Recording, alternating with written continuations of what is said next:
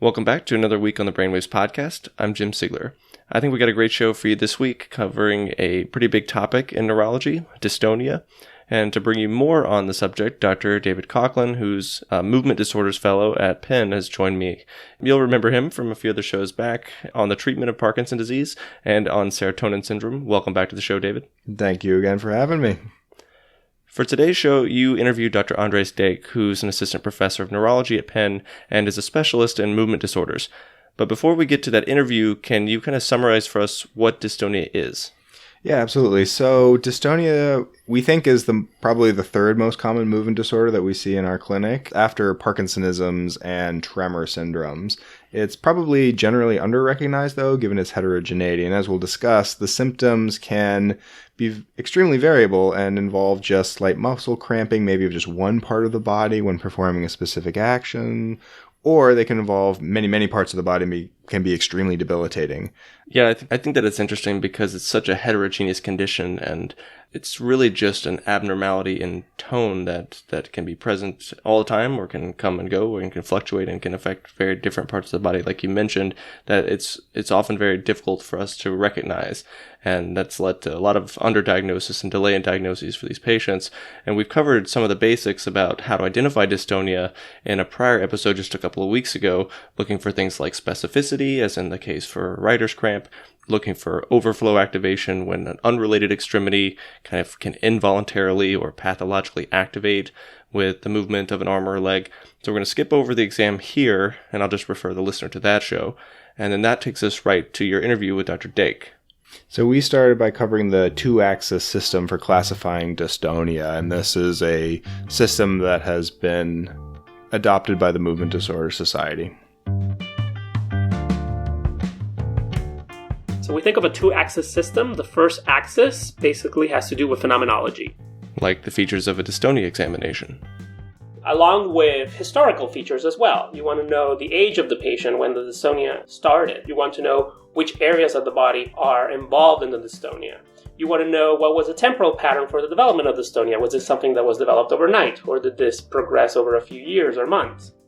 And you also want to see whether the dystonia is happening on its own or it's happening in the setting of other neurologic conditions. And all of this is just the first axis. That's correct. So the first axis has to do with the phenomenology of the exam itself, as well as the historical aspects of the presentation. And once you've established that and characterized that very thoroughly, then you want to figure out, well, why do patients have this? And that's where we get our axis 2. That's right. So axis 2 is pretty long and really has to do with the etiology. Many of the cases can be genetic, and sometimes you'll find a family history of dystonia, and that sometimes gives it away. But many times you won't have a family history of dystonia, and that doesn't mean that it's not genetic. Another possibility... Here is where Dr. Deik elaborates on the various non-genetic causes of dystonia. And this can happen because of structural issues, vascular insults, toxic or otherwise drug-induced issues as well. Very thorough, again, medication history, particularly a history of exposure to dopamine blockers, is something that you want to be able to document. And then, of course... It's important to rule out these things because some of them may change your management fairly drastically, and some of them are actually reversible as well. And once you've ruled out these acquired forms of dystonia, you're left with idiopathic. Again, all of this is within your axis 2, but before we've covered these cases individually, I thought we could go over some of the basic anatomy and specifically the body distributions and how we describe dystonia first. Typically, we conceptualize dystonia by either focal, affecting one part of the body, segmental, affecting a single segment. There's also hemibody dystonia, which is important to recognize, or multifocal or generalized. So here's Dr. Deik again. So one of the ways we think about it is focal dystonia. And a focal dystonia, which is probably the most common form of dystonia we see, is a dystonia that really affects one area of the body, be it the face, the mouth, the neck, the arm, the legs. It can really affect anywhere that you have skeletal muscle. I always reference writer's cramp as an example of this. What else would you characterize as a focal dystonia, David? And why does that matter? So focal dystonias are probably still the most common thing that we see in our clinic. The most common is definitely cervical dystonia, which is often idiopathic and can happen in isolation.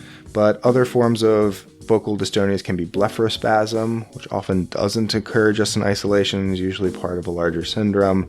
And other more rare things can be oromandibular dystonia or spasmodic dysphonia.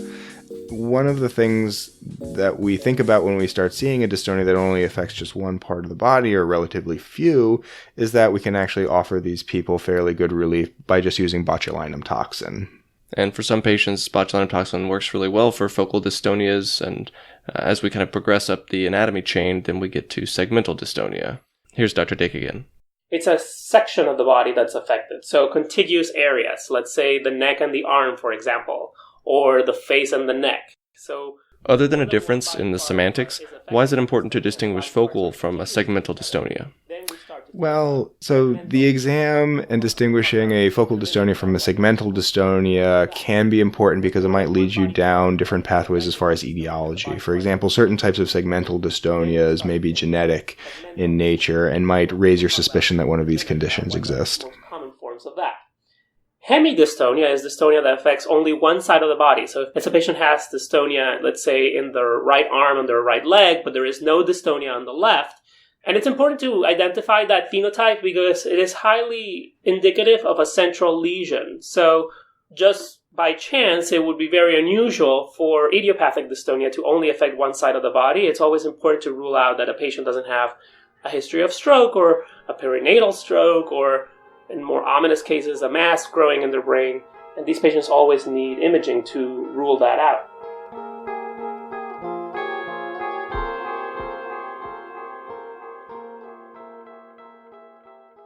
So another axis we're talking about is the temporal pattern. So the overwhelming majority of dystonias are fairly constant throughout the day, but if there are clear fluctuations in symptoms, that can be an important clue for a few rare diagnoses. Absolutely. So as I was saying before, dystonia can be present at rest, it can be present with action, or in both of these situations. And that can, of course, make the diagnosis very tricky.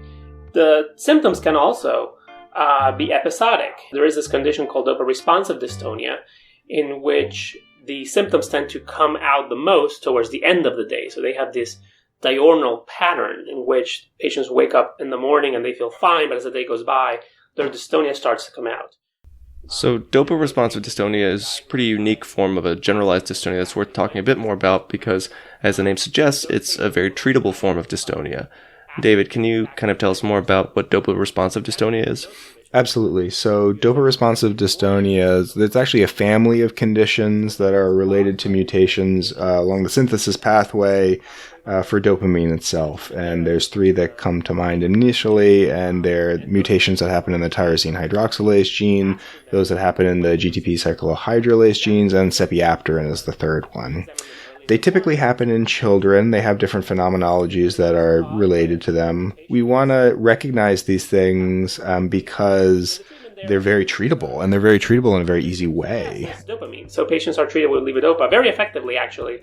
And Sinemet, usually at low doses, is extremely effective for these patients and can be effective for a very, very long time, if not lifelong, actually. And it doesn't take long for the treatment to really take effect? No, it seems to work pretty quickly after you get them up to a proper dose. You don't have to wait too long, actually, which is really nice. Another condition are the paroxysmal dyskinesias, which can manifest as dystonia, but can also be a form of chorea. And these patients will have episodes of abnormal movement preceded and followed by complete normalcy. And these episodes can be triggered by movement, and these are called as kinesogenic paroxysmal dyskinesias, or they can happen seemingly unprovoked, and those are called the non-kinesogenic paroxysmal dyskinesias. So, while there are numerous causes for dystonia, both acquired and inherited, could you tell us a little bit more about the acquired etiologies? Sure. Probably the most common form of the dystonias that we see are acquired dystonias more than the genetic ones. I would say the most important ones include drug-induced dystonias. Usually it's due to exposure to dopamine blockers, so antipsychotics or antiemetics. And it can happen in different ways. So you can have an acute dystonic reaction, for example, the first time you're exposed to a dopamine blocker, metoclopramide or Reglan, and have an acute dystonic reaction that usually affects the neck and the lower face. The treatment there, of course, is to discontinue the agent that is causing the dystonia and to treat them with anticholinergics or benzodiazepines. However, patients who don't have this acute reaction, over time, if they continue to take the dopamine blocker agent, could also develop this more chronic forms of dystonia. And particularly, this goes into the realm of what we call tardive dystonia. And the key there is jerky retrocollis. So these patients will develop involuntary movements of the neck where the neck pulls back. It can be painful, it can be quite disabling, and it can become chronic. To be recognized as a... So it's easy to start by ruling out a toxic or a drug-induced cause of dystonia. What do you think of next? So depending on the history, you might be concerned about central lesions, things like strokes or hemorrhages, maybe brain tumors. But again, it's very, very dependent on the time course. For example, with strokes or hemorrhages, you can see either an acute presentation after the initial insult, and sometimes people will develop post-stroke dystonias maybe in the few weeks or so afterwards. If you see somebody who has a relatively rapid onset of dystonia over maybe a course of a few weeks, that's a little bit unusual for the other things that we've been thinking about, idiopathic or genetic. So you would probably want to get a brain scan on these people to look for structural problems, even a brain tumor. I think it's easy for us here, kind of behind the security of these microphones, and for you and Dr. Deik as experts to know all these things when evaluating a patient who's suspected of having a dystonia. Many patients who have these pretty unusual or kind of heterogeneous symptoms, they eventually end up getting referred to people like you at a tertiary care center. And while this is great for the patients because they're getting better care, there's still a delay in their diagnosis. So kind of briefly, what would you say are some of the pearls for our listeners so when they go back out into practice, they can recognize dystonia and distinguish it from conditions that could mimic it? Well, it's important to listen to your patients, and dystonias can be a little bit confusing, especially those that happen with just specific actions. So if your patient is complaining to you about abnormal hand posturing while writing, that's the thing that can definitely happen. It's called writer's cramp dystonia. If the patient is a big runner and they start complaining that they're having a weird limp, nobody can figure it out, they're kicking the other side of their foot or something, there are dystonias that happen just while people are running as well. Oftentimes we are sent sort of diagnostic conundrums where people are not really sure whether this is dystonia or something else. Sometimes we're left to try to make the determination about whether a head tremor is cervical dystonia or essential tremor. That's a fairly common issue that we have to see. You mentioned other mimics. These are relatively rare, but not to be missed anyway, as a cervical dystonia versus what we call a pseudo-dystonia. Unfortunately, there are skeletal issues that can happen in the cervical spine that can sort of mimic a cervical dystonia anyway. Specifically, things that lead to atlantoaxial subluxation, which is a risk in patients with Down syndrome and even patients with rheumatoid arthritis as well. Other things that you might want to make sure that nothing is going on is like a fourth nerve palsy, which will make people want to hold their head at a tilt to avoid the diplopia. That's usually fairly easy to tease out on the exam as well.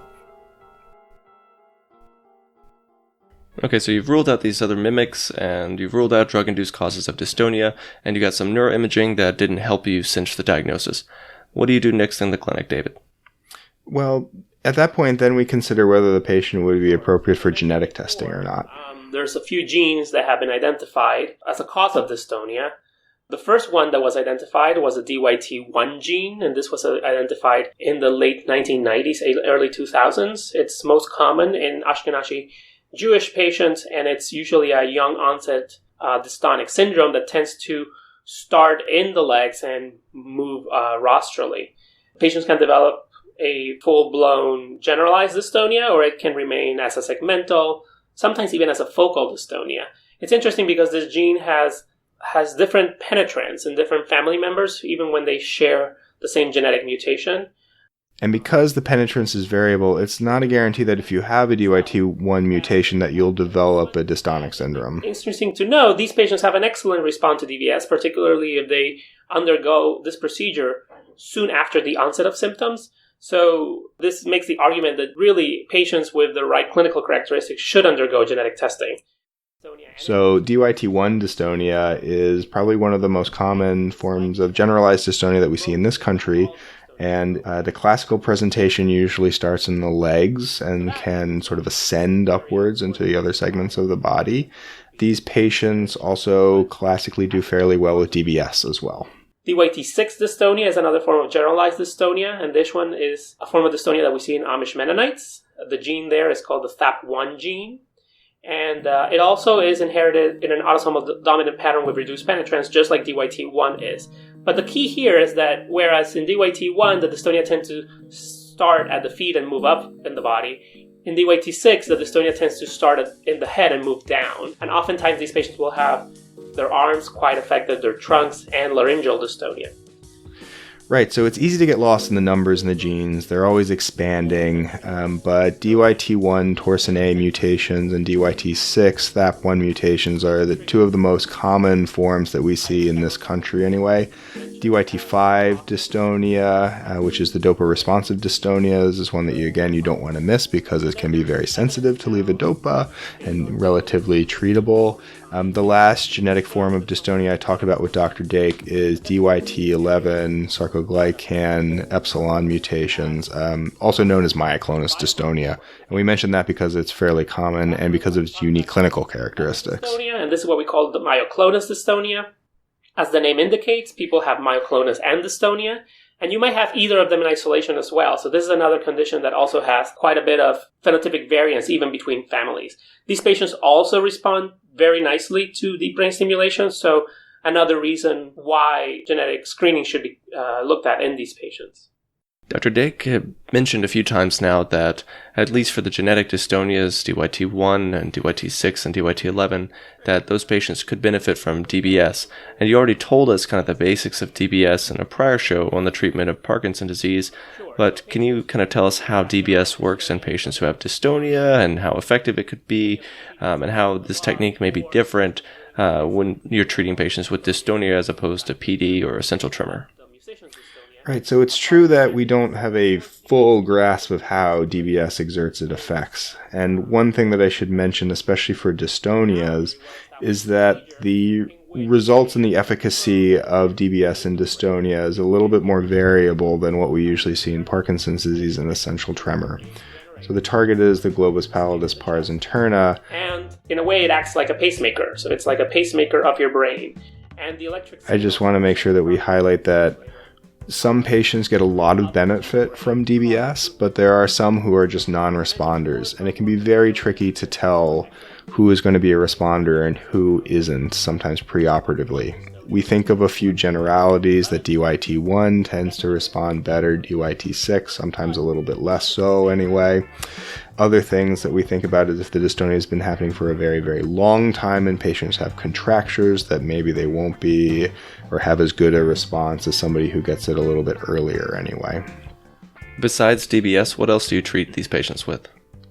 So again, depending on which muscles are affected and what symptoms bother the patient the most, oftentimes botulinum toxin injections are very, very appropriate and can be very useful. Or the legs. There are 4 commercially available toxins in the market. 3 of them are type A toxin and 1 of them is type B. And what they do is they cause chemical denervation of the muscles that are being injected. The effect of the... For patients who have multiple body parts involved, we often think about medications. And the hallmarks of the medication choices that we have to use are the cholinergic medications. Trihexyphenidyl is probably the one that we use the most, but you can also use benztropine. Anticholinergics are an interesting group of drugs because the older you are, the less you can tolerate them. So children with generalized dystonia usually are able to tolerate very, very high doses of them, but as people age, they start having cognitive side effects. We also use muscle relaxants like baclofen, and then other things like clonazepam can be helpful as well. The main side effect there is sedation, but it can also worsen depression, and of course, benzodiazepines had a potential for addiction and abuse, so it's always important to keep that in mind.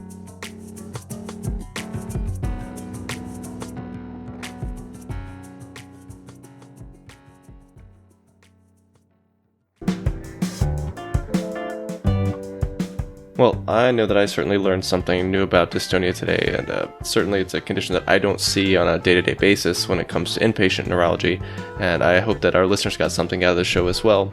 Thanks again for joining me in the studio, David. Thanks again for having me. The senior producer of the BrainWaves podcast would be me, Jim Siegler. Our assistant producer for today's episode was Dr. David Coughlin. Additional commentary by Dr. Andres Deik. Music for this week's episode was produced by the Free Harmonic Orchestra, Rui and Lee Rosevier. And that wraps it up for another week on BrainWaves. Stay tuned next week for the neuromedical benefits of marijuana. Not even kidding. I'm Jim Siegler from Philadelphia. Thanks for listening.